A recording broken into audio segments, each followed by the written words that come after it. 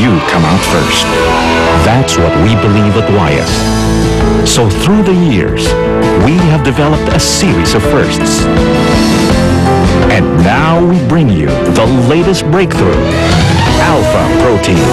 Another first from Wyeth, who always puts you and your child first. Go lang ng go sa 1 million cash with Globe Prepaid Go lang ng go texting promo. To join, mag-Globe Super All Text 20 na. Abangan lang ang promo keyword via GMA, Q, Barangay LS, and online. Text GO space Super All Text 20 trace number space keyword to 2344. Mapa-TV, radio, and online. Pasok ang keyword na i-text mo for that day. Win these prizes daily and a cash prize weekly. Plus a chance to win 1 million cash in our grand draw. Kaya text lang ng text, go lang ng go!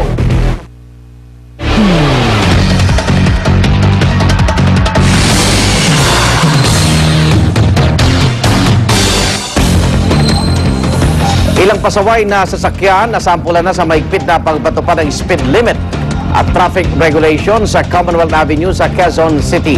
May live report si Oscar Oida. Oka!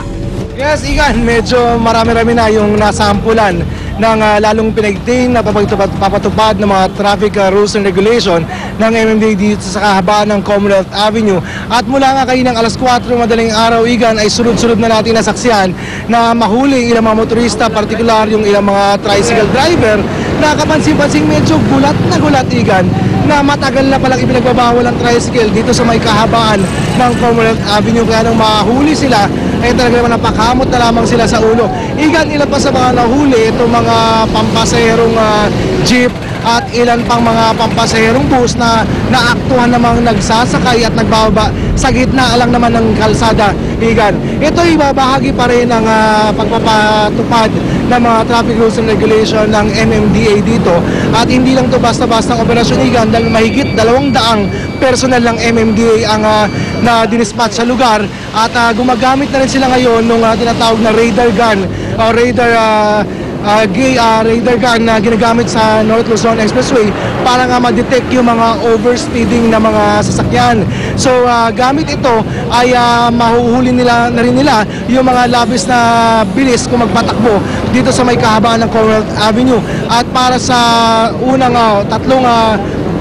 offense ay sisigilan na ng multa na 1,200 pesos ang mga mahuhuligan, at kung aabot ka sa third offense ay kakanselahin na ang iyong lisensya. At para naman sa mga pampublikong sasakyan ay pati itong prangkisa ay kakanselahin na rin. Bukod dyan, Igan, meron na rin ipapatupad na yellow lane dito sa may Commonwealth Avenue.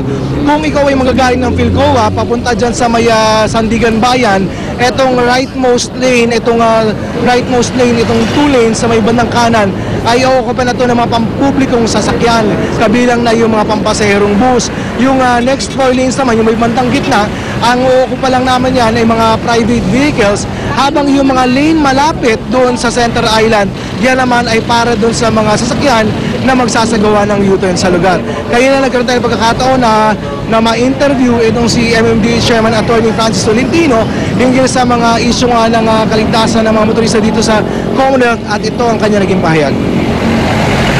Ang dami nating fatalities involving buses. 4.4% ng fatalities sa Metro Manila coming from Commonwealth Avenue. Puro halos lahat buses po ito. So dahil sa lapad po ng Commonwealth Avenue, kailangan po sigurong maglagay tayo ng mga engineering safeguards, mga vertical deflections, kaya sinegregate po natin yung public utility vehicles, at nandun din naman po yung mga loading bay sa kanang bahagi ng Commonwealth Avenue. O Igan, dibdiban na raw itong ginagawang pagbabantay ng MMDA dito sa kahabaan ng Commonwealth Avenue, at kung kinakailangan nilang gawin nga ito araw-araw, at plano nila talaga, Igan, gawin na nila itong araw-araw hanggat hindi raw natututo ng tamang disiplina ang mga motorista. Igan? Okay, sana itanong mo saan galing yung 60 km per hour kung talaga napag-aralan yan. Maraming salamat, Oscar Oida. Nagulat live mula sa Commonwealth Avenue sa Quezon City.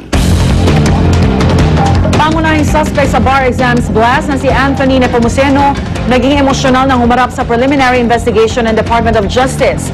Ayon kay Nepomuceno, hindi siya ang naghagis ng granada sa pagtatapos ng bar exams sa labas ng De La Salle University noong September 26. Nasa isang mall daw siya sa Marikina ng mga panahong yon at namimili ng sapatos. Kasama niya naghain ng counter affidavit ang kanyang ina at kapatid, pati na rin ang kaopisina at kabrad niya sa Alpha Phi Omega Fraternity. Nagbigay rin si Nepomuceno ng mensahe kay Raisa Laurel na naputulan ng paa dahil sa bar exams blast. Bakit po ako nandito? Bakit po kami nandito? Yun ang hindi ko pa rin po alam. Kaya po naiyak po ako. Para kay Raisa po, tsaka po sa mga biktima po. Pareho lang po kaming biktima lahat po. Sana po lumabas po yung katotohanan sa at the end po nitong investigasyon po. Nabasa ni Raisa ang pahayag ni Nepomuceno sa pamamagitan ng official Twitter account ng GMA News. Ayon kay Raisa sa kanyang status update sa Twitter, bahala na ang Diyos kay Nepomuceno.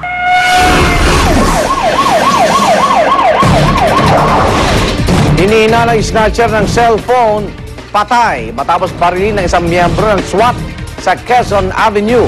Pababa ng jeep ang suspect matapos mambiktima ng isang nursing student.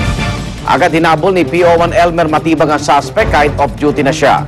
Ayon kay Matibag, nanlaban ang suspect ng kanyang masukol kaya napilitan siyang barilin ito. Nagtamo naman siya ng sugat sa kaliwang braso itong si PO1 Matibag. Kaugnay ang pagpatupad ng speed limit sa Commonwealth Avenue, makakusap natin live mula sa Commonwealth Avenue si MMDA Chairman Francis Tolentino. Chairman, good morning. Morning, Igan, at good morning sa inyong mga viewers. Okay, so, kamusta yung unang araw? Masaya ka ba sa resulta nitong speed limit dyan po sa tinuturing na killer highway, Chairman? Mahaba pa ho itong proseso pero napapatupad po natin ngayon ay yung mga bus lanes. Sumusunod naman po yung mga bus natin. Opo. Mga PUJs, may mga apprehensions nga lang po. At yung marami na po tayong mga tricycles na na-apprehend din. At ang nakakalugod po rito, katulong po natin ng Quezon City Government, ang Quezon City Police, maging ang Highway Patrol Group sa concerted efforts na ito. Chairman, kasi marami kami reaksyon na natatanggap yung 60 km per hour. Hindi ba sobrang bagal naman yun sa mga, lalo na sa private motorist? Tama-tama lang po yun kasi marami pong intersection itong Commonwealth Avenue at pinonsider din po natin yung reflexes ng mga drivers natin, kabilang po yung mga senior citizens na karamihan po ay naghahatid ng mga eskwela, mga apo sa mga eskwelahan malapit dito sa Commonwealth Avenue. At ito po ay bunga na rin po ng pag-aaral ng Quezon City Government na may ordinansa pa noong taong 2008. Okay, yung radar guns ng MMDA, naka-install ba yan? At paano gumagana yan, Chairman? Yung radar guns po natin, ito po ay hawak-hawak po ng isang operator.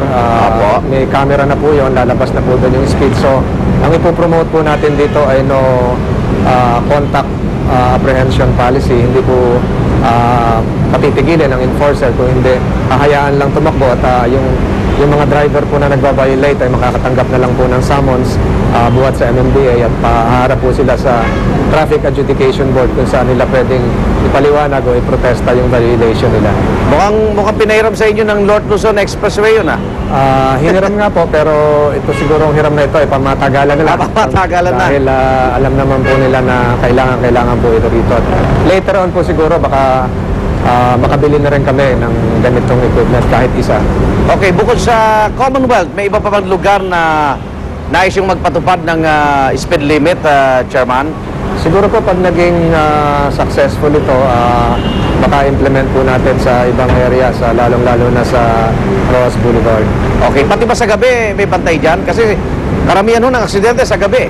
Totoo po yan. Naghahanap na po kami ng isang permanent detachment office dito. Okay. Kung saan 24 hours po yung ating personnel. Okay. Chairman, salamat. Maraming salamat po. MMDA Chairman Francis Tolentino.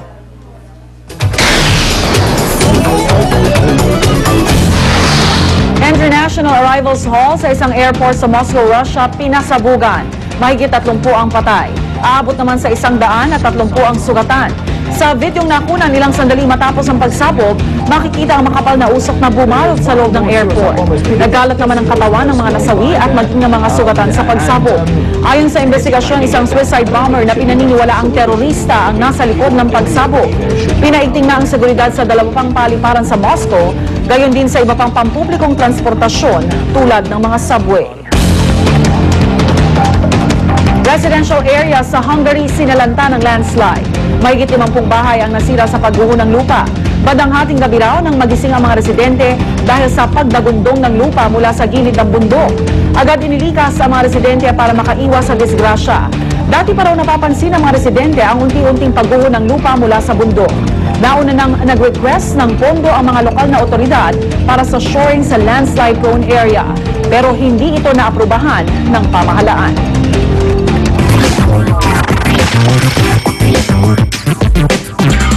Oras na para sa unang chika ni birthday girl, Luwandi Luwan. Salamat, Igan. Cast ng Machete tinutukan ang pag-era ng kanilang pilot episode kagabi. Misulang tumigil ang mundo sa set ng programa sa Scout Borromeo sa Quezon City dahil literal nilang itinigil ang taping para manood. Ikinutuwa naman ng lead stars ng Telefantasya na sina Alger Abrenica, Raisa Senon at Bella Padilla ang pilot episode. Sulit naman daw ang lahat ng kanilang pinagpaguran matapos silang makita ang kinalabasan ng unang episode. Maging sa mga tahanan at ang ilang restaurant ay inabangan din ang pilot episode ng Machete. Sobrang sarap ng pakiramdam kasi para lahat ng pinaghirapan namin nag-payoff. Napakaganda po ng pilot. 3-minute na ginawa namin yan, sobrang enjoy. Kaya mas masayang panoorin. Ang sarap ng pakiramdam yung nakita mo yung pinaghirapan mo. Na pinagpuyatan. Marami pa tayong chika ngayong umaga. I'll be right back. Igan? Salamat, Luwan. Makibalita na tayo sa latest sa lagay ng trapiko. At kasama po si Love Anyover. Love. Maraming salamat, Igan. Ito na po mga kapuso at nag-uunahan na ating mga sasakyan. Dahil na po muna natin dito sa may kahabaan ng Commonwealth Avenue. May kita ho natin ngayon ang magkabilang lane na tuloy-tuloy. Siyempre pa dahil nakabantay nga naman ang ilang mga MMDA traffic enforcers sa area. Sa kanang bahagi po sa itaas, gamit pa rin po ang ating GMA traffic system, nakikita ho natin ang kanang bahagi. Nako, nagmimistula na pong parking lot dahil sa bigat ng daloy ng trapiko. Mula po yan flyover hanggang makababa ng EDSA Cubao. Ang kaliwang bahagi naman patungo po ng Norte at Caloocan ay walang problema. Sa iba pa naman po niya na yung Skyway sa may Bikutan na ang magkabilang lane ay wala naman pong problema. Ang kaliwa ay patungo ng Calabar Zone at ang kanan naman ay patungo ng Manila area. Pero ang Ortigas Avenue, nagkakaroon na rin po ng pagbigat ang kaliwang bahaging lane patungo po ng EDSA. Ang kanan naman patungo po ng Rizal at Pasig ay napakaluwag pa rin. Maski po yung Ortigas flyover natin, mga kapuso, ay wala rin hong problema. May coding ho tayo ngayong araw, mga plaka ho nagtatapas sa numbers 3 and 4. At yan po muna ang aking update sa ating mga kasalan sa Metro Manila. Ako pa rin po nag-isang reyna ng kasada. Laban yung Smile naman dyan and everything. Balik sa'yo, Igan. Maraming salamat, Love. Hirit namin mamaya, rider patay matapos umalpong ang sinasakyan motorsiklo sa isang jeep sa Quezon City.